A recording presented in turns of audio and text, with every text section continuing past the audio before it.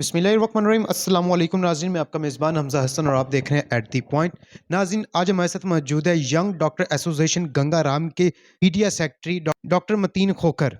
इनसे जानते हैं कि ये ओपीडी की जो स्ट्राइक है ये कब तक जारी रहेगी और ये डॉक्टर पे जो हमले हुए हैं ये इसके पीछे वजह क्या है और कब तक उनकी कंडीशन किस तरह से है? सब चीज़ें इनसे जानते हैं। अस्सलाम वालेकुम। वालेकुम अस्सलाम, थैंक कैसे हैं, खैरियत से हैं आप? जी, अल्लाह का शुक्र है, अल्हम्दुलिल्लाह। अच्छा, आप मीडिया सेक्रेटरी भी हैं गंगाराम के। अब हमें ये बताएँ कि ओपीडी की स्ट्राइक चल रही है। ये कब तक रहेगी और क्या ये पाकिस्तान में है या पूरे ऑल ऑफ पंजाब में? अच्छा, सबसे पहले मैं आपको ये बता दूँ कि ये स्ट्राइक सिर्फ़ ओपीडी की है, इसमें इंडोर सर्विसेज़ और जितनी भी इमरजेंसी सर्विसेज़ हैं, वो अवेलेबल हैं, पेशेंट्स चेक हो रहे हैं, पेशेंट की हेल्थ पे कोई कॉम्प्रोमाइज़ नहीं हो रहा। दूसरे नंबर पे मैं ये बता दूँ कि ये जो हमारी स्ट्राइक है और ये जो ओपीडी क्लोज़र है, ये सिर्फ़ और सिर्फ़ पंजाब में है और ये कोई नाजायज़ नहीं है। आपने शायद वीडियो देखी होगी जिसमें वो डॉक्टर साद को तशद्दुद का निशाना बनाया और इस वक़्त भी वो हॉस्पिटल में एडमिट हैं। तो ये इस वजह से है, अदरवाइज़ कभी भी हमने अपने मुफ़ाद के लिए, अपने फ़ायदे के लिए कभी भी स्ट्राइक नहीं की। अच्छा, मुझे बताएँ डॉक्टर साद जो हैं, साद रफ़ीक उनका पूरा नाम है, डॉक्टर साद रफ़ीक। उन पे तशद्दुद किया गया, इस कदर तशद्दुद किया गया, वजह क्या बनी और ये तशद्दुद करने के बाद उन पे कोई एक्शन भी हुआ है? और अच्छा, सबसे पहले मैं आपको ये बता दूँ, देखें, जो जो पेशेंट है, जिसकी वजह से ये सारा मामला हुआ, वो 7 माह की बच्ची थी, छोटी, और वो ऑलरेडी बीमार थी। उसको खसरे का, जिसको मीज़ल्स बोलते हैं, वो मसला था। इसके अलावा उसको निमोनिया था, इसके अलावा ब्रोंकोपल्मोनरी फिस्टूला था, उसको चेस्ट ट्यूब डली हुई थी, इंट्यूबेटेड थी ऑलरेडी। तो उसके जो घरवाले हैं और जो जितने भी उसके साथ लवाहिकीन हैं, उन सबको बता दिया गया था कि इसकी सिचुएशन इंतहाई क्रिटिकल है और उनसे कंसेंट भी साइन करा लिया था, कि जिसका मतलब ये होता है कि हम अगर इनका ट्रीटमेंट कर रहे हैं, तो उसकी कोई गारंटी नहीं है और इसका बचना मुश्किल है। और इस चीज़ की बाकायदा उनको डिटेल में जो है ब्रीफिंग दे दी गई थी और इसके ऊपर वो ऑलरेडी जो है वो उनको पता था कि जी ठीक है, ये हमारी बच्ची जो है, इसका बचना मुश्किल है। उसके बावजूद इस तरह का रवैया इख्तियार करना और इस तरह की जो टॉर्चर करना डॉक्टर्स को, और वो भी मतलब 8-10 बंदों का, और इस तरीके से मारना, ये बिल्कुल ही गलत बात है और नाजायज़ है। अच्छा, मुझे बताएँ डॉक्टर साद रफ़ीक को काफ़ी उन पे तशद्दुद किया गया। अब वो हैं कहाँ पे? हॉस्पिटल में, घर पे हैं और उनकी कंडीशन कैसी है? तबीयत कैसी है? अगर आपने एमएलसी रिपोर्ट देखी हो तो आपको अंदाज़ा होगा कि उनके 2 दाँत जो हैं वो ज़ख्मी हुए, उसके अलावा उनकी नाक की हड्डी इफ़ेक्ट हुई, इसके अलावा उनके जबड़े की हड्डी जो है वो टूटी और पूरे जिस्म पे उनके तशद्दुद के निशानात हैं। उनको फ़ौरी तौर पे लाहौर जनरल हॉस्पिटल मुंतकिल किया गया और अभी तक वो जनरल हॉस्पिटल में ही ज़ेरे इलाज है। लेकिन अल्लाह का शुक्र है कि वो ख़तरे से बाहर हैं। अच्छा, वो खतरे से बाहर है। मुझे अब ये बताएँ कि उन पे तशद्दुद हुआ, उनको मारा गया, ये एक वैसे भी क्रिमिनल कंडीशन है। तो जिन लोगों ने तशद्दुद किया, वो जो बच्चे की फैमिली थी, उन पे एफआईआर हुई है?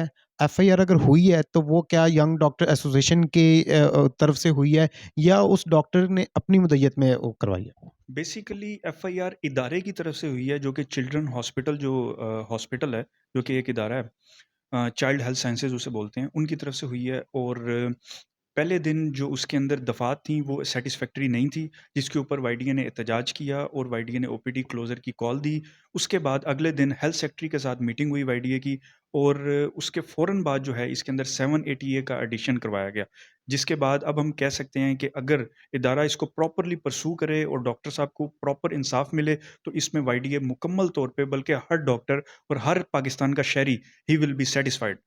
तो अच्छा, मुझे ये बताएँ कि वो जो बंदे हैं जिन्होंने वो एफआईआर के बाद गिरफ्तार हुए हैं, वो जेल में हैं, थाने में हैं या वो अभी ज़मानत लेके बाहर हैं?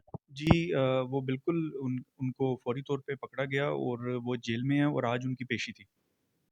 अच्छा, मुझे ये बताएँ कि आपने ओपीडी भी स्ट्राइक की हुई है सारा कुछ और अब आपका मुतालबा क्या है? अब आपका बेसिकली ना, ये आज का मसला नहीं है, ये शुरू दिन से ऐसे चला आ रहा है। हमने मल्टीपल टाइम्स जो है गवर्नमेंट ऑफ पाकिस्तान को रिक्वेस्ट की है कि डॉक्टर्स की सिक्योरिटी को सीरियस लिया जाए, जो हमारा सिक्योरिटी बिल है उसको पास किया जाए, लेकिन अभी तक उन्होंने इसके ऊपर बिल्कुल भी सीरियसनेस शो नहीं की।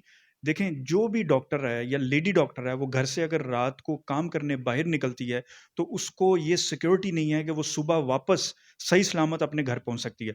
दूसरे नंबर पे हमारा मुतालबा ये है कि जितने भी پیشنٹس ہوتے ہیں ان کے ساتھ 1 پیشنٹ 1 اٹینڈنٹ جو کہ ایک لا ہے اس کو باقاعدہ امپلیمنٹ کیا جائے. ادروائز کیا ہوتا ہے کہ پیشنٹ ایک ہوتا ہے اس کے ساتھ 25 بندے اندر آ جاتے ہیں, باقی مریضوں کی ہیلتھ بھی کمپرومائز ہوتی ہے اور اس پیشنٹ کا ٹریٹمنٹ بھی صحیح طریقے سے نہیں کیا جا سکتا. تو خدارہ اس کو سیریس لیں, ڈاکٹر کی سیکورٹی کے مسئلے کو سیریس لیں. ادروائز آپ کے سامنے آئے کہ ڈاکٹرز جیسے جیسے ان کو موقع ملتا ہے وہ پاکستان سے باہر جا رہے ہیں.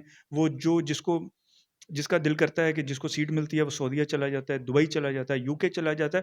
پاکستان میں کوئی بھی پروفیشنل اور خاص طور پہ کوئی بھی ڈاکٹر رہنا پسند نہیں کرتا. ان کی کوشش یہی ہوتی ہے کہ ہم ایک اچھے ملک میں جہاں پہ تنخواہ بھی بہتر ہے اور جہاں پہ آپ کے جو سیکورٹی لاز ہیں وہ بھی بہتر ہیں اور آپ کو کوئی ایسے خدشات نہیں ہے, وہ وہاں جانا زیادہ پسند کرتے ہیں.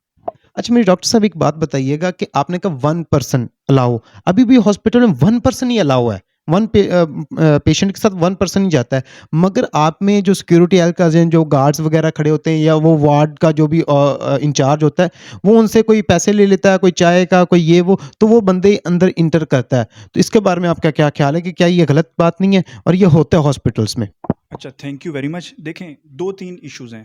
ہر چیز کو ہم ڈائریکٹلی لک آفٹر نہیں کر سکتے. ڈاکٹر کا کام ہے مریض کو چیک کرنا.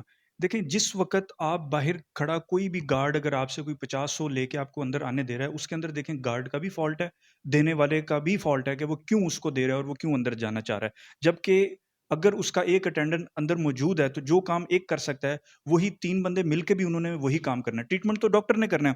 اب ہوتا کیا ہے کہ یہ لوگ غریب لوگ ہوتے ہیں, ان کو جتنا مرضی روکیں, ایون کہ ان کے اوپر چیک اینڈ بیلنس بھی کرتے ہیں, ان کو نکال بھی دیتے ہیں, اس کے باوجود بھی ایسی شکایات ہمیں آتی ہیں. اور اس کو بھی ڈاکٹر نے نہیں لک آفٹر کرنا, یہ ہماری گورنمنٹ کا کام ہے کہ وہ ایسے لوگوں کی سکروٹنی کرے, ایسے لوگوں کو لک آفٹر کرے, اور جو لوگ اس کے اندر ملوث ہیں ان کو فوری طور پہ نوکری سے نکالا جائے. اس کے اندر ڈاکٹر کا دیکھیں, اگر آپ یہ بھی آپ نے سنا ہوگا کہ جی ایک بیڈ پہ 4 مریض ہیں. اب دیکھیں ڈاکٹر کا کام ہے چیک کرنا, بیڈ دینا گورنمنٹ کی ذمہ داری ہے. ڈاکٹر نے گھر سے بیڈ نہیں لے کے جا کے وہاں رکھنا. اور اگر ہم کہیں جی ہم نے ایک بیڈ پہ ایک ہی مریض نکالنا ہے تو رکھنا ہے, تو بھی آپ کہیں گے کہ یار باقی مریضوں کا کیا قصور ہے, باقی مریض کہاں ہم لے کے جائیں, تب بھی آپ ڈاکٹر پہ ہی غصہ نکالیں گے کہ جی ڈاکٹر باقی مریض نہیں چیک کر رہا. ہم اگر 4 مریض چیک کرتے ہیں ایک بیڈ پہ تو آپ کہتے ہیں جی ایک بیڈ پہ 4 کیوں ہیں. دیکھیں ہم نے مریض چیک کرنا ہے, باقی جتنی بھی فیسلٹیز ہیں وہ آپ کو گورنمنٹ نے دینی ہے. اچھا مجھے نا اب یہ ایک آخری سوال آپ سے, مجھے یہ بتائیں کہ آپ کیا میسج کیا دینا چاہتے ہیں کہ وہ جو اس طرح کی پوزیشن ہو, فیملی کو کیا بتانا چاہتے ہیں, میسج دینا چاہتے ہیں کہ پرسکون رہے, اور ڈاکٹرز کو کیا میسج دینا چاہتے ہیں؟ دیکھیں سب سے پہلی بات یہ ہے کہ آپ ہاسپٹل کیوں آتے ہیں. کیا آپ کو ڈاکٹر پہ ٹرسٹ ہے, آپ اس وجہ سے آتے ہیں؟ اگر تو آپ سمجھتے ہیں کہ آپ کا ٹریٹمنٹ ایک ڈاکٹر نے کرنا ہے تو پھر آپ خدارہ ان کو ٹریٹمنٹ کرنے دیں اور ان پہ اپنا فل ٹرسٹ رکھیں. ایسا نہیں ہوگا کہ آپ کی مرضی کا اگر ٹریٹمنٹ ہو تو آپ خوش ہیں, اور اگر آپ کو نہیں سمجھ میں آ رہی بات کہ ٹریٹمنٹ آپ کی مرضی کا ہو رہا ہے تو آپ اس کا غصہ ڈاکٹر پہ نکالیں. دیکھیں ڈاکٹر کا کام ہے ٹریٹمنٹ کرنا. آج تک ایسا نہیں ہوا کہ ہم کسی کو پرائورٹائز کریں, ہر بندے کو ایک جیسا گورنمنٹ ہاسپٹل میں ٹریٹمنٹ ملتا ہے. لیکن ہوتا کیا ہے کہ جب آپ کا پیشنٹ کریٹیکل ہے اور اس کی جان پہ بن آتی ہے تو اس کا قصوروار آپ ڈاکٹر کو ٹھہرا دیتے ہیں. یہ انتہائی غلط ہے. اگر آپ کو لگتا ہے کہ جس ڈاکٹر کے پاس آپ سیٹسفائی ہیں, آپ اس ڈاکٹر کے پاس جائیں اور اس کے بعد اس پہ مکمل اعتماد رکھیں.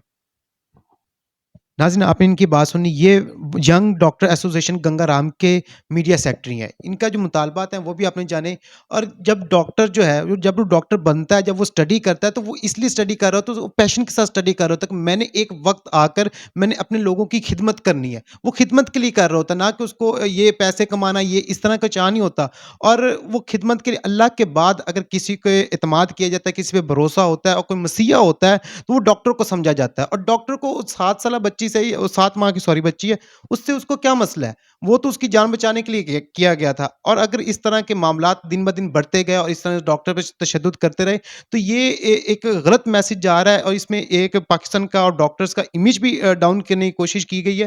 اور ساتھ میں بات یہ ہے کہ اگر اس طرح کے معاملات 1-2 بار جس طرح سے کر رہے ہیں, اگر یہ ہوتا رہا تو کوئی بھی ڈاکٹر آنے والے وقتوں میں اگر اس طرح کی کوئی پوزیشن ہوگی تو وہ اس کا علاج نہیں کرے گا, اس کا ٹریٹمنٹ نہیں کرے گا. کیوں نہیں کرے گا؟ کہ اگر اللہ نہ کرے کہ یہ, کیونکہ زندگی موت تو اللہ کے ہاتھ میں ہے, اللہ کی طرف سے فیصلہ ہونا ہے. اور اگر ایسا کچھ اللہ نہ کرے کہ کسی بھی ڈاکٹر سے دوبارہ کوئی اس طرح کا مسئلہ ہو کہ جان چلی جائے, اگر ایسا ہو جائے تو جو اس پہ اس طرح کا ایکشن ہو یہ ایسا نہیں ہوگا. ہم حکومت وقت سے اپیل کرتے ہیں کہ اس جو بھی یہ مسئلہ ہوا ہے اس پہ سخت سے سخت سزا دیں اور لا پاس کریں کہ تاکہ دوبارہ اس طرح کا حادثہ ڈاکٹرز کے ساتھ یا کسی بھی ایسے شہری کے ساتھ تشدد یا ظلم نہ ہو. جو ظلم ہو اس کو بر وقت انصاف ملے تاکہ یہ جو ہمارے ملک میں جو ظلم بڑھ رہا ہے اس کو روک سکیں. اپنی رائے سے کمنٹ سیکشن میں ضرور آگاہ کیجیے گا. اسی کے ساتھ اپنے میزبان کو دیں اجازت. ملتے ہیں کسی اور ویڈیو میں. دعاؤں میں یاد رکھیے گا. اللہ حافظ.